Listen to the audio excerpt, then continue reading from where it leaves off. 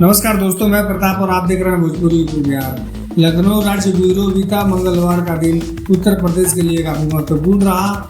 योगी सरकार की कैबिनेट बैठक हुई जिसमें राज्य के विभिन्न क्षेत्रों में विकास कार्य को जनता को राहत देने वाली कई फैसलों पर मुहर लगी है।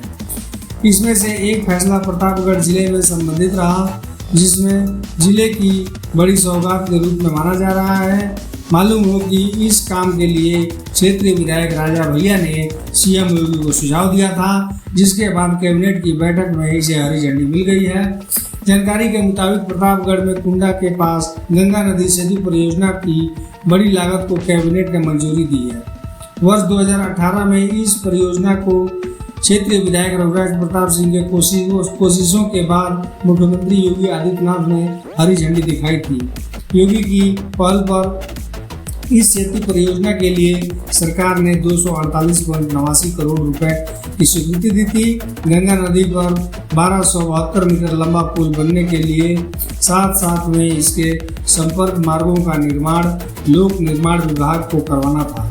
सेतु निर्माण के बाद लोक निर्माण विभाग ने संपर्क मार्ग के निर्माण के लिए जमीन अधिग्रहण में खर्च हो रही ज़्यादा धनराशि के लिए इस परियोजना की लागत बढ़ाकर 252.5 करोड़ रुपए कर दी।